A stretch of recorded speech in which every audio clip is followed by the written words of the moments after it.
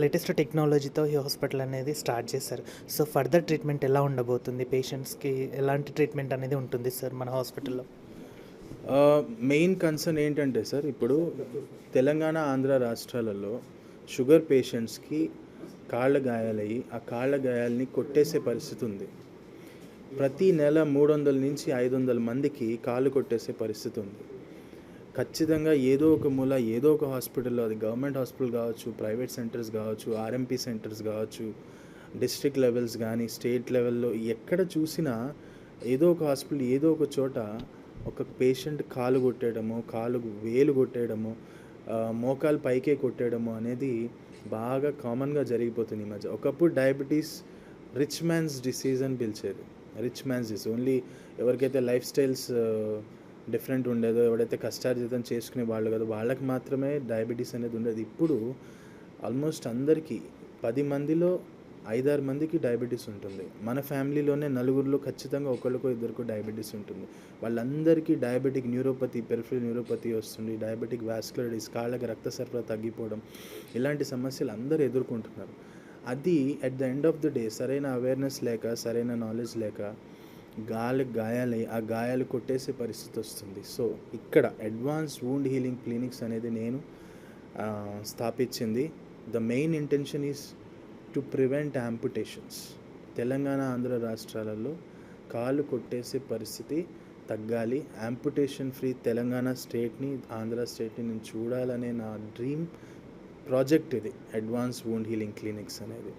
ఇక్కడ మెయిన్గా ఎటువంటి గాయాలైనా సరే, క్యాన్సర్ తప్ప ఎటువంటి గాయాలైనా సరే, లాంగ్ రన్ లైక్ ఈ సంవత్సరాల కొద్ది గాయాలు అయిపోయి ఉంటాయి, అలాంటివి కూడా మనం మ్యాక్సిమం 2 to 3 monthsలో హీల్ చేయగలుగుతున్నాం. The reason is we treat from the root cause. Root cause ఏంటి? కాళ్ళకి రక్త సరఫరా తగ్గిపోవడం రూట్ కాజ్. సో కాళ్ళకి రక్త సరఫరా తగ్గిపోవడం వల్ల ఏం జరుగుతుంది? ఫస్ట్ నరాలకి స్పర్శ అనేది తెలియదు, మళ్ళీ నడుస్తుంటే స్పర్శ అనేది తగ్గిపోతుంది. తర్వాత కాళ్ళ కింద కొవ్వు కరిగిపోయి ఆ ఎముకలు డైరెక్ట్గా మన చర్మం మీద ప్రెషర్ పడి అక్కడ అల్సర్స్ ఫామ్ అవుతాయి. Those are neuropathic ulcers.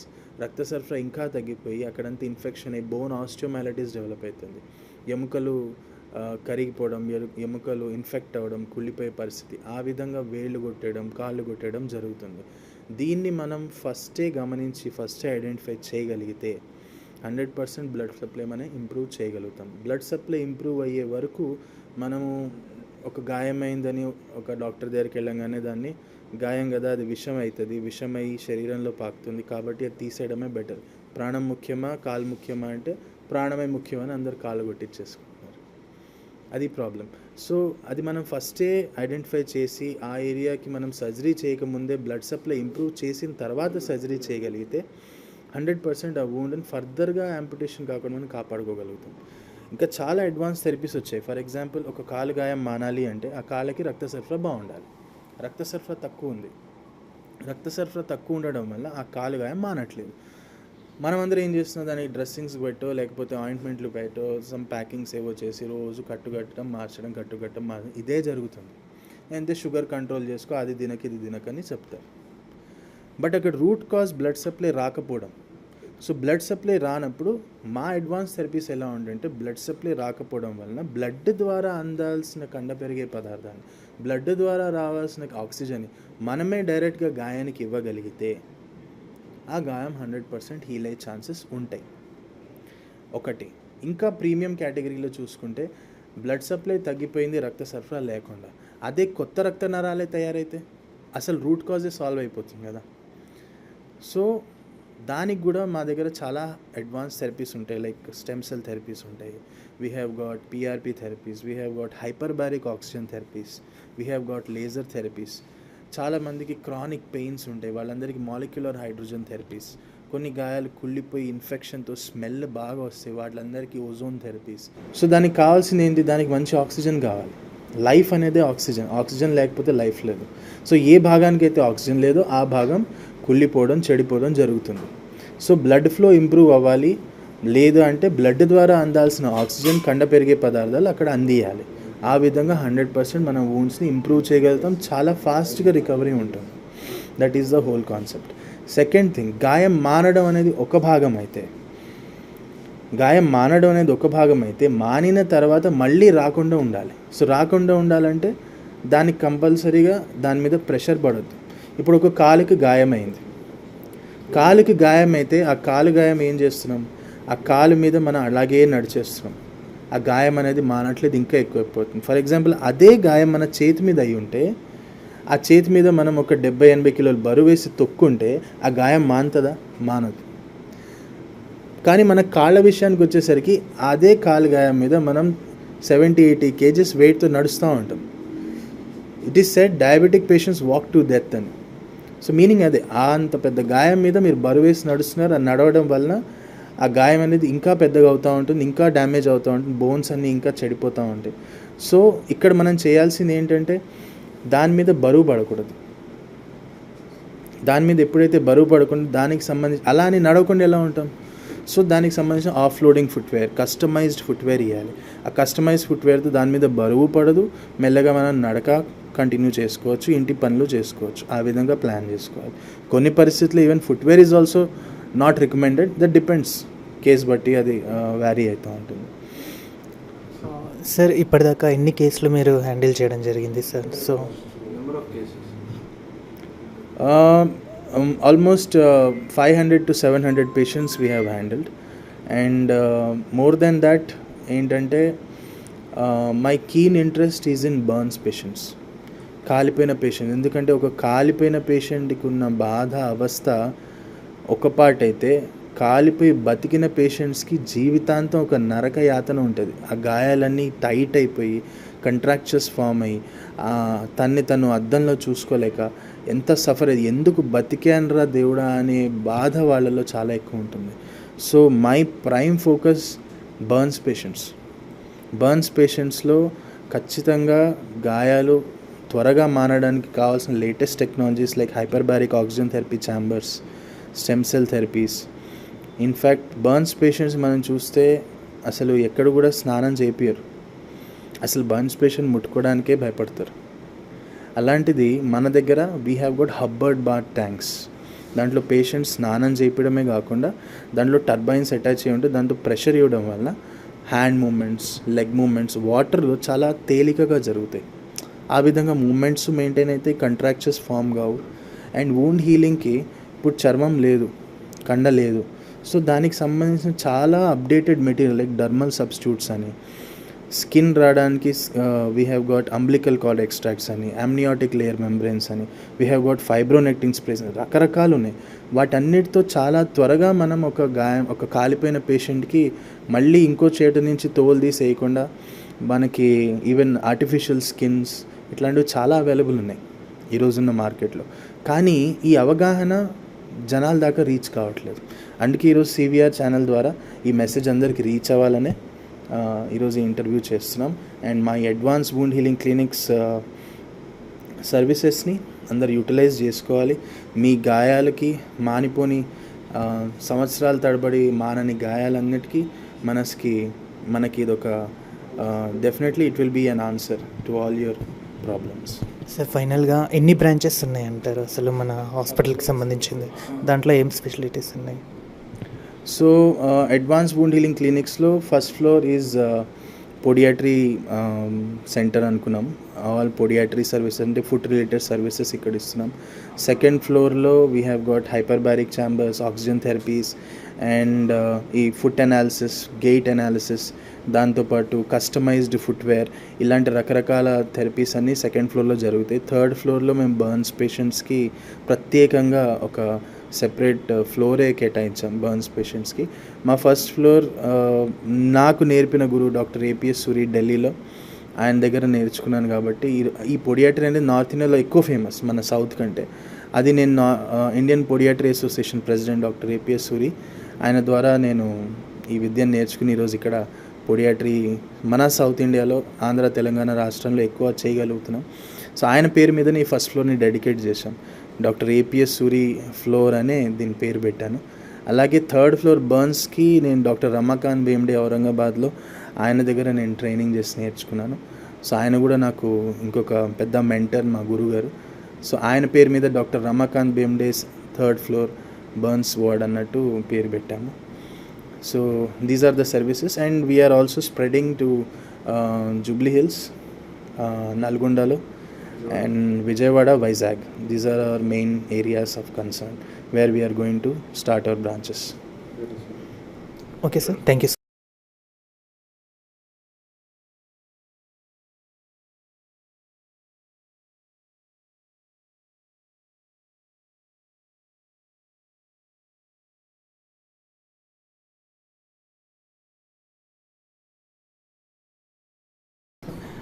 Sir, ఇప్పుడు ట్రీట్మెంట్ అనేది ఎలా ఉంటుంది? అంటే ఇది ఎన్ని ఈరోజే స్టార్టింగా, లేకపోతే ఎప్పటి నుంచి ఇది రన్నింగ్లో ఉంటుంది సార్ ఈ హాస్పిటల్ అనేది? మీరు ఎంతమందిని ట్రీట్ చేశారు? యాక్చువల్లీ నా బ్యాక్గ్రౌండ్ వచ్చేస్తే అండి, I was more in podiatry rehab అనమాట. నా పిహెచ్డి కానీ, నా థీసిస్ కానీ, నా ఫెలోషిప్ అంతా కూడా ఈ కాలి గాయాలకు సంబంధించిన మీద చేశాను యాక్చువల్లీ. ఎందుకంటే బయట దేశాలలో దీనికి చాలా రీసెర్చ్ ఉంది, ఎవిడెన్స్ ఉంది, క్లినిక్స్ కూడా ఉన్నాయి. వాళ్ళు ఎంత స్పెసిఫిక్ అంటే, వాడికి ఒక పేషెంట్కి డయాబెటీస్ వచ్చిందంటేనే కాళ్ళకి గాయం రాకముందే వాళ్ళు ప్రివెంట్ మెజర్ తీసుకుంటారు అనమాట.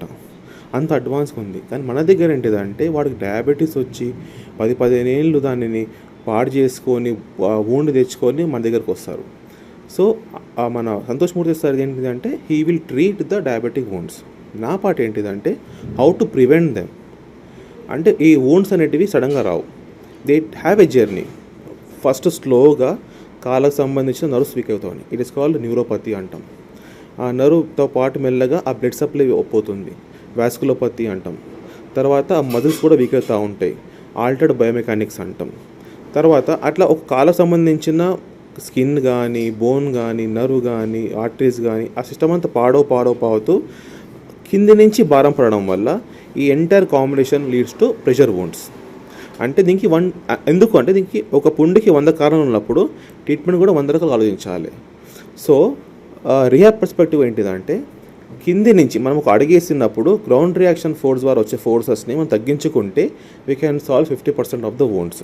అంటే ఆ ఒక్క పాయింట్ దగ్గరనే ప్రెషర్ పడడం వల్ల కాళ్ళకు సంబంధించిన షాక్ అబ్జర్బర్ మెకానిజం పాడడం వల్ల ఏమవుతుందంటే, ఆ ఫోర్సెస్ అన్నీ ఒక పాయింట్ దగ్గర పడి ఆ లోపల కండంతా కూడా నలిగిపోయి వూండ్స్ వస్తాయి. ఇప్పుడు ఆ వూండ్ని తగ్గించాలంటే అక్కడి నుంచి ప్రెషర్ తీసేయాలి. దానికి కావాల్సిన కస్టమైజ్డ్ ఇన్సోల్స్ కానీ వీ ప్రిస్క్రైబ్ అనమాట. అది ఎలా అంటే, we have advanced foot and gate lab in our second floor. అంటే ఒక ప్రెషర్ మ్యాట్ ఉంటుంది.